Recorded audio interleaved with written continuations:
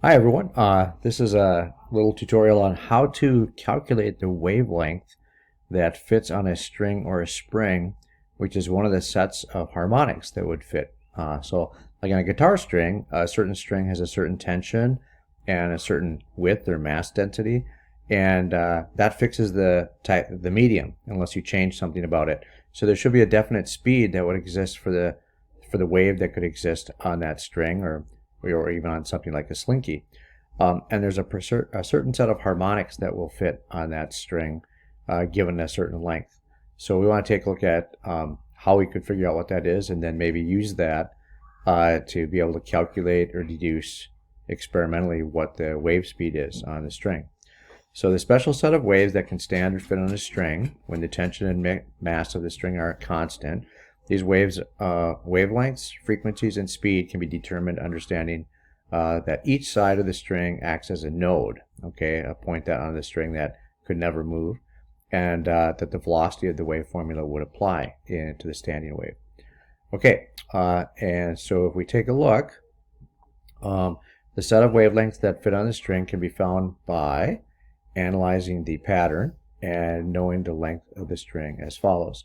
So let's take a look at the easiest one, which is the very first one that fits. It's kind of like if you were going to play with a vertical loop of a jump rope or something whirling around. It's the first harmonic or fundamental. So you've got the length of the string and you've got a node, which means it's fixed at each side. And the rope is simply going to vibrate up and down. Once you hit a right frequency, it'll vibrate up and down with a regular pattern like this. So if you notice how much of a wave is fitting on that length of a string, if you think of a one-hole wavelength, this is half of a wave. So it's from node to node. So when you have two fixed ends on a string or a slinky, you have a node and a node, and the first part of the wave that can fit or stand, right, stand on the slinky or string is a half a wavelength. So what we can do is say 1/2 of the first wavelength that fits on the string is equal to the length L. And so we just simply solve that first wavelength is equal to 2 times the length of the distance in between the node and the node. All right, well, we can take that wavelength, and if we measured the frequency of that vibration, for instance, we could apply the wave speed formula. So for instance, rearranging this for frequency, the first frequency that would fit would be the velocity on the string or slinky divided by that first wavelength. So we can substitute this in and see that F1 would be V over 2L. So if we can make this pattern, measure the frequency and know the length, that's a very convenient and quick way to be able to measure what that first velocity, or what the velocity is. Okay. Now since we don't change the medium, we shouldn't change the velocity at all. Okay. So if we take a look at the second harmonic, okay, still the same length, the next pattern that fits will be a node in the middle, and another node. So if we take a look in terms of a wavelength, it's pretty easy to see that that defines one wave, right? And so the second wavelength that will vibrate or fit, oscillate on a stringy or a sling of fixed length with nodes at each side, lambda 2, which should be equal to the length of the string. So using our frequency formula, it's just going to be V over lambda 2, substituting L in, right? It's V over L. And I'm going to express this in a little bit of a different way, and you'll see why later. I want to show you a pattern. Remember, we can multiply by 2 and divide by 2, which is just the same thing as multiplying by 1. And I want you to see something interesting here. If I multiply by 2 and divide by 2, we can see that we can express this as in terms of 2 times V over 2L. You're like, well, why would we want to do that?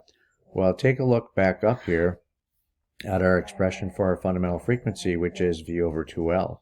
So what it shows us is that our next harmonic frequency is an octave above, it's called, or double our first frequency. So we see a pattern emerging that our first set of frequencies is 1 times F1 and 2 times F1, or 1 times V over 2L and 2 times V over 2L.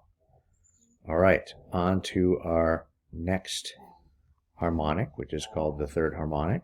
And we have our length of our string. We're going to shake it a little bit faster, back and forth, and we'll get a pattern that emerges like this, okay? There'll be 4 nodes and 1, 2, 3 antinodes. Remember, these regions of maximum vibration are called an antinode. All right. Well, what we can see is that there are three regions of half wavelengths. That's the way I like to think about it and count them out. So there's 1/2 a wave, 2/2 a waves, or 3/2 a waves.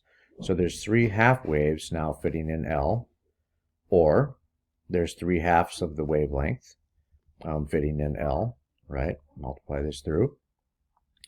And if we solve for lambda, lambda is going to be 2/3 times L. Okay, well, let's take a look at our wave speed formula.